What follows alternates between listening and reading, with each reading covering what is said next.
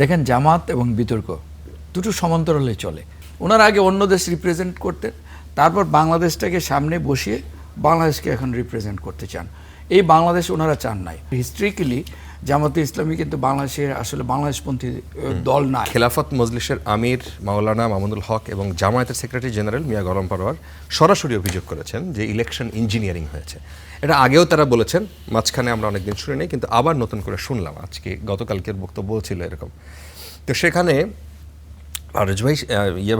রুবেল ভাই সেটা বলছিলেন যে এটা জামাতের আত্মঘাতী বক্তব্য, যেহেতু জামাত সংসদে, সেই সংসদের তারা রিপ্রেজেন্টেশন করছেন, আবার এই ইলেকশন তারা মানবেন, মানে মেনে নিয়েছেন না পারতে, যেহেতু একটা বৃহৎ স্বার্থে বলা হচ্ছে যে যদি গৃহযুদ্ধ লেগে যেত সেটা থামাতে হয়তো তারা মেনে নিয়েছেন। এখন প্রশ্ন হচ্ছে যে বিএনপি অন্তর্বর্তী সরকারের সাথে হাত মিলিয়ে ইলেকশন ইঞ্জিনিয়ারিং করেছে এবং জুলাই সনদ বা সংস্কার প্রস্তাবের চুক্তি লঙ্ঘন করেছে। ভোটের রায় নিয়েও ছিনিমিনি খেললে তারেক রহমানের পরিণতি শেখ হাসিনার মতো হবে, এটা বলেও হুঁশিয়ারি দেওয়া হচ্ছে। এখন এই অভিযোগ এবং হুমকিকে বিএনপি, আপনার দল কিভাবে দেখে? ধন্যবাদ আপনাকে। আপনার মাধ্যমে স্টার নিউজের দর্শক শ্রোতা এবং আমার দুজন বিজ্ঞ সহালোচক, ওনাদেরকে ধন্যবাদ জানাই। দেখেন জামাত এবং বিতর্ক দুটো সমান্তরালে চলে। জামাতে ইসলামী নাম হলো জামাতে ইসলামী বাংলাদেশ জামাতে ইসলামী। এর আগে কিন্তু এই জামাতে ইসলামী নামের আগে বাংলাদেশ ছিল না। এর আগে মানে তারা জামাতে ইসলামী, কিন্তু জামাতে ইসলামী হিন্দ, জামাতে ইসলামী অন্য দেশে, কাশ্মীর, বিভিন্ন জায়গায় জামাতে ইসলামী আছে। ওনারা আগে অন্য দেশ রিপ্রেজেন্ট করতেন, তারপর বাংলাদেশটাকে সামনে বসিয়ে বাংলাদেশকে এখন রিপ্রেজেন্ট করতে চান। এই বাংলাদেশ ওনারা চান নাই। ওনারা, আপনারা যখন জামাতে ইসলামের, আপনার হিস্ট্রিক্যালি জামাতে ইসলামী কিন্তু বাংলাদেশের আসলে বাংলাদেশপন্থী দল না। এখন যতই এই জামাতে ইসলাম, এই যে আমাদের মাননীয় স্বরাষ্ট্রমন্ত্রী বলেছেন জামাতে ইসলাম, নাম জামাতে ইসলাম হলে ইসলামের সাথে সম্পর্ক নেই, ঠিক তেমনি এই দলটি আপনি দেখবেন যে জামাতে ইসলামী 1971 সালে এই বাংলাদেশের স্বাধীনতা চায় নাই। এই জামাতে ইসলাম পাকিস্তান চায় না।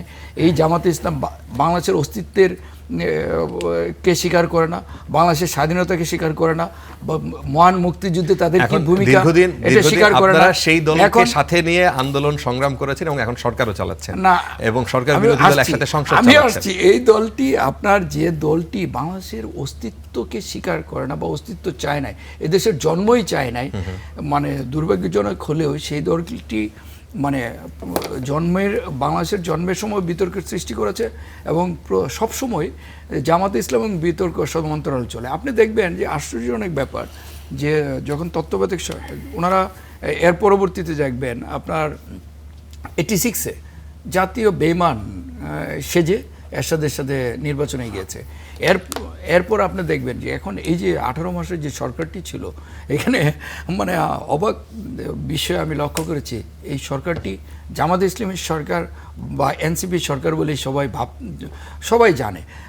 তাদের ব্যাক্ট সরকার, 11 সরকার যেরকম আর্মি ব্যাক্ট সরকার বলা হয়, ঠিক তেমনি বিগত যে কেয়ারটেকার গভর্নমেন্টে যে ছিল, তারা কিন্তু যখন তখন জামাতে ইসলামী, তারা কিন্তু তাদের অঙ্গুলি নির্দেশে, সেটা আজকে পার্লামেন্টেও সেই আলোচনা আমরা শুনলাম, স্বরাষ্ট্রমন্ত্রী তুলেছেন। এখন সেখানে বিএনপির প্রতিনিধিত্ব ছিল না এই সরকারের, না এই সরকারের উপদেষ্টা ছিলেন, সেই উপদেষ্টা এখন মন্ত্রী আপনাদের মন্ত্রিসভায়। আমি বলছি এই সরকারের বিরাট চেয়ারম্যান, গুরুত্বপূর্ণ ব্যক্তিত্ব আপনাদের মন্ত্রিসভায়।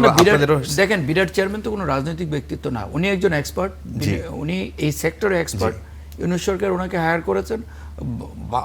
দেখেন, আপনি যদি জিয়া রহমানের শাসনামল দেখেন, রাইট প্লেসে রাইট ম্যান, আমাদের তারই অরুজার সন্তান মাননীয় প্রধানমন্ত্রী জনাব তারেক রহমান সঠিক জায়গায় সঠিক লোকটি এখন অন্তর্বর্তী সরকার নিয়ে আপনাদের সমালোচনার জায়গাটা হচ্ছে সবচেয়ে বেশি করাপশন ছিল এই অন্তর্বর্তী সরকারের। বাস্তবতা আমি আপনাকে বলি, আমি যদি ফেয়ারলি বলি, এখানে অনেয়ার হচ্ছে, আমি যদি ফেয়ারলি বলি, আওয়ামী লীগ ফ্যাসিস্টদের আমলে লুটের রাজ্যে পরিণত হয়েছিল। বিগত অন্তর্বর্তীকালীন সরকারের সময়ে আপনার দেখেন আওয়ামী লীগ যেরকম লুটপাট করেছে, তারা প্রশাসনকে ম্যানেজ করে এবং তারা দিনের ভোট রাতে করেছে যখন, তখন তারা সেই প্রশাসনকে তাদের সেই একটা ভাগ দিয়ে তারপর তারা দেশের টাকা বিদেশে পাচার করেছে, হাজার হাজার কোটি টাকা লুটপাট করেছে, লুটেরা রাজ্যে পরিণত করেছিল। কিন্তু গত 18 মাস কী হয়েছে সেখানে? কিন্তু তখন আর আওয়ামী লীগ ছিল না, কারা করেছে? এই সরকারটি তো করেছে। আমি আপনাকে যদি বলি, আমি একজন আমি আপনাকে একটা উদাহরণ দিই, আমি সংসদ সদস্য নির্বাচিত হয়েছি। নির্বাচিত হওয়ার আগে দেখলাম যে এই আমাদের এই 4 মাসে আমাদের সামান্য কিছু টিআর কাবিখার বরাদ্দ দিয়েছে। আগের সরকারের আমলে সব লুটপাট হয়েছে, প্রশাসন এবং এই যে সমন্বয়ক সব মিলে সব লুটপাট করেছেন। আমি এখন সেই জায়গায় আমি বলেছি যে দুর্নীতির বিরুদ্ধে আমাদের সরকারের 0 টলারেন্স। 1 টাকা আমি বলেছি যে 1 টাকাও আমি খাবো না, 100 টাকা চালও আমি করবো না।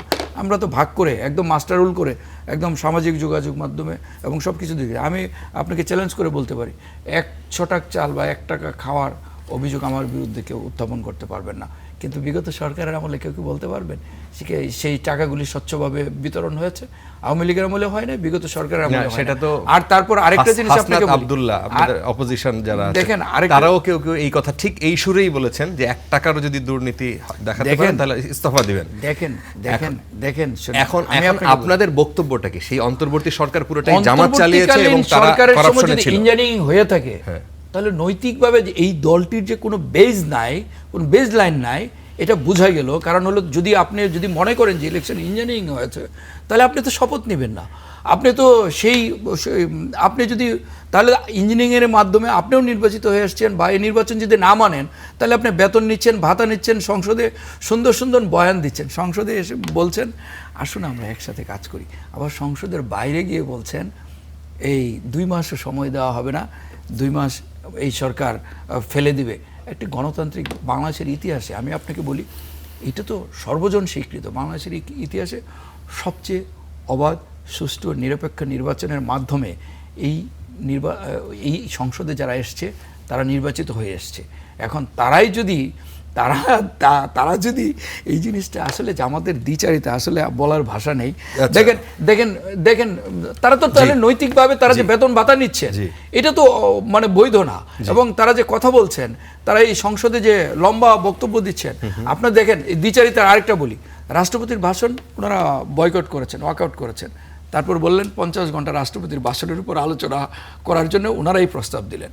সর্বক্ষেত্রে দ্বিচারিতা এবং বিতর্ক এই জামাত ইসলামের সেটি নিয়েও বক্তব্য আছে সংসদে আজকে এটিএম আজহার এটি নিয়েও কথা বলেছেন।